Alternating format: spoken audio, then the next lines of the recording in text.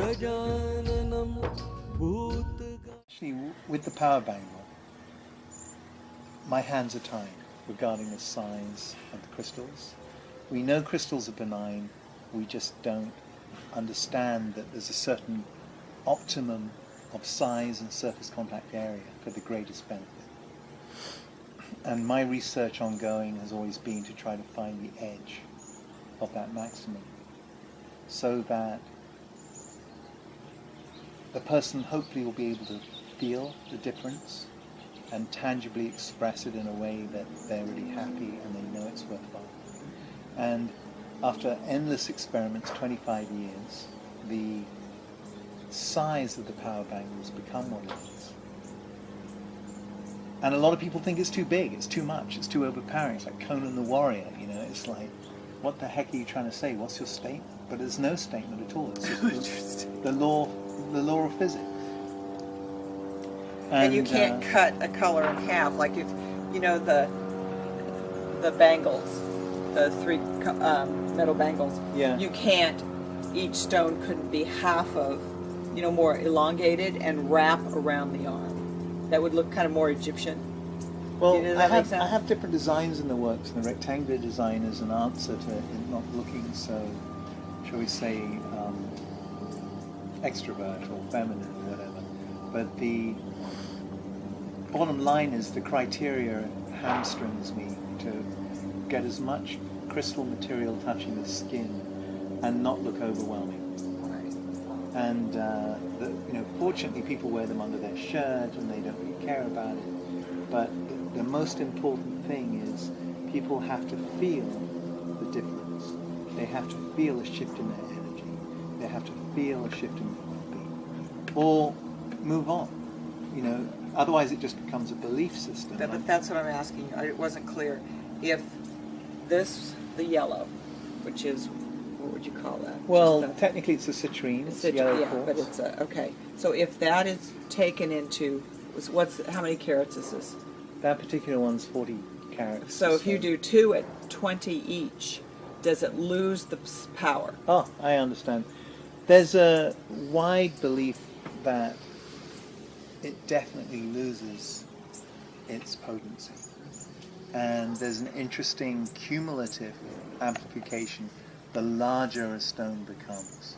So you can't use like an array of little stones. Got it. And I'm sure an array of little stones is better than one small stone, but by what ratio? You know, it's. I tried that, and you know, Testral's prescription was one stone has to be over 2 carats. So the logic would be you can't do 2 1-carat stones. Right. You can do smaller stones with very, very hard materials like the diamond. But the quartz family, which is the hardness is 7, which is pretty hard, has to be larger to have the same impact than, say, an emerald or yellow beryl, which has a hardness of 8. You know, there's a lot of life force related to the hardness of the stone. And there's something about minerals, which is why the rishis in the Guru Purana recommended the hardest stones as the primary best stone to wear to mitigate weakness in the electrical body. And so you've got to, the reason why I use quartz primarily is because looking at the thousands of minerals available, gemstone composites of them, what is going to be the most potent gemstone with the greatest bang for the buck that could be moderately affordable? And so, you know, there are other great stones. The ultimate stone is the diamond. The ultimate stone would be diamonds of every color of the rainbow. Sure. One day in 100 years' time or sooner, I'm sure they'll be making bead necklaces of huge diamonds that are laboratory grown, that people will, you know, rave about and love. And at the moment, the compromise and the balance is how the meditation bangle or power bangle is made. And that's it. You know, it's important to understand that you don't just have the crystal energy, you've got the chromatic influence of the crystal color. And that creates a resonance which is very different to another colored crystal. And it's that subtlety of light or energy that is integrating with our electrical body. I mean, everything is composed of light. Now, in 2010, people realize that energy is not matter, matter is energy, and that matter is refined down to nothing but magnetic vortexes with different characteristics. In quantum physics, we realize there's nothing actually there but a magnetic, electromagnetic field. So when you're wearing these gemstones, the reason they're unique is the alignment of the molecular lattice allows for amplification, like a superconductor or a magnet, of the resonance. The electrons can flow up and down, the electron wave can flow up and down. And that's why crystals are so unique. And unfortunately, there's a lot of kind of woo-woo, kind of new age hoopla that doesn't evaluate it scientifically. And the other great misfortune is only the mind can measure these tools. There's no technical instrument that can qualify the criteria of our feelings and benefits of wearing the gemstones against the skin. And that's, kind of hamstrung. That's what keeps the science in disrepute. That's what negates a respect for it. Because double-blind studies will still be hearsay, will still be unrepresentative, because the pharmaceutical model loves to have chemicals, loves to have visible, tangible logic. And wearing gemstones that affect the psychology, affect the mind, is very subliminal, is very nebulous, is very intangible to the scientific mind. And that's 2010. That'll change. Give it another 20, 30 years, I think there'll be a huge change. But right now, it's hard introducing this logic and science to the average person. They'll just go, how much is that? It looks ugly. I'm not wearing that on my arm. Yeah. So Karen showed me a picture of one styled this way, rectangular. Right. Do you have that one? They're pretty much sold out. We're making Be interesting more. I'd like to the way I test sell that, these, too. Primarily at this stage of the game, is people like you, friends that we know, friends of friends, people in the community. We say just wear it for a couple of weeks, and because we know them, we can get it back with ease. It's not too difficult to do, and they buy them. Yeah. Because they go, I don't believe it. I really feel this. I really love this. This has done this, this, and this for me. And these are people who have been really skeptical, very much of the time, and people who are, wanting to ridicule. They want to go, I'm going to wear it so I can really put you guys down and say this is a load of baloney. And they're very pleasantly surprised, actually, when they do the 360 and they go, there's actually something to this. I want to keep it. And they feel, some of them even go, hey, you conned me. I didn't want to spend this kind of money, but I've got to have it. And it's a good con. They've said other things than that, actually, but they're happy that they've got it. They're happy that they wear it. It's pretty amazing when you can wear something 24/7 and it makes you feel good, and then you take it off and you feel like you're missing something. Your day is not quite as light. Your day is not quite as got the same level of joy you're used to having when you're wearing it. I mean, there's a definite transition of perspective when you wear the bangle, and that initial shift is very disorientating to some people. It won't be in your case because you've already integrated into wearing a 9-gem bangle for, what has it been, a year and a half now? And so you're used to that form of energy in your electrical field, so your shift will be fairly seamless. But for other people who aren't used to that in their electrical body, it can be disorientating. Well, I mean, if they're made out of the substance of crystals, right? Yeah. So when I sit in meditation with some of the crystals that I have, it grounds me much. It's much deeper, right? Some energetic sense. So right. I don't know why that wouldn't be the same. Nor do I. There's so many different forms of experiment you can do using crystal energy.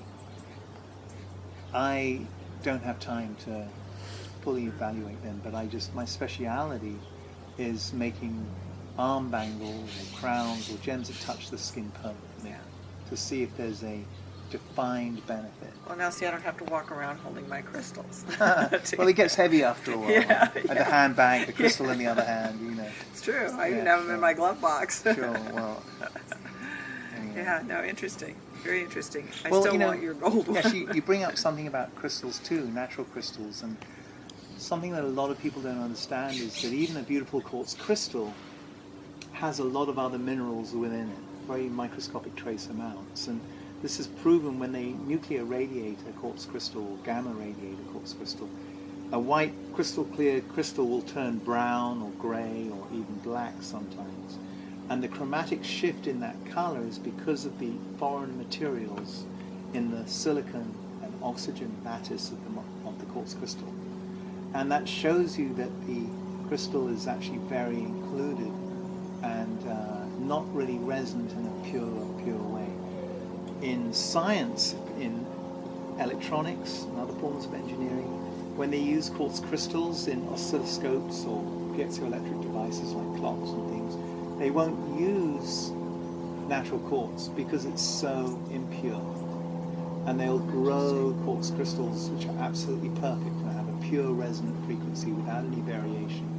And those are the types of crystals that I use in the Meditation Bangle. And it's important to differentiate superiority of pure crystals versus what Mother Nature's cooked up sometimes. And I'm not putting down large quartz crystals, they're wonderful, but if you're trying to refine the potency down to as small a gem material as possible, then you want to be using laboratory grown crystals. And Mother Nature doesn't offer the different colors that are required anyway, so we have to use the laws of nature and physics in a controlled environment to grow this hexagonal crystals of different colors so we can facet cut them for the power bangle. And that's pretty much the logic behind it. A lot of purists really don't like that. They go, oh, it's got to be, from the earth. And But you know what, your that's fine. explanation kind of shifted my thinking, though, on that, because I felt if it wasn't pure from the earth, I didn't want it. Yeah. So that makes a lot of sense. Well, I wish it was pure. I mean, it's just like... It's not. In the gem industry, as a gemologist, Karen and I just went to Sri Lanka, India, and Thailand for 6 weeks. And I was buying gemstones every day, visiting some very large dealers, and I saw thousands of yellow sapphires. Thousands, tens of thousands. I bought 2. And I'm looking for unheated, unadulterated stone. Actually, I bought maybe 5. I bought some non-symmetrical ones. And the reason for that was because Mother Nature doesn't provide nice, deep yellow sapphires. Even though everyone's buying them, they're all treated, they're all heated and enhanced, they're all facilitated. And most of the gemstones, when you really understand the industry and you understand gemology and what they're doing to them, most natural gemstones worn by people are enhanced one way or another. They're not natural, they originally they were natural. रटोरे गुरु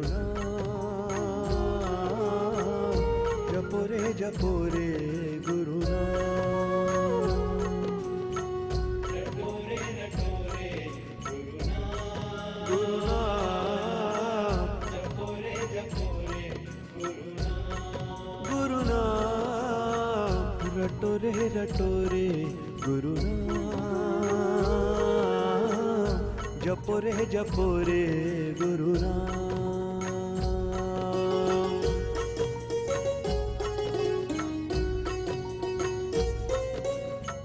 सतबूटी मिलना कठिन मुश्किल कर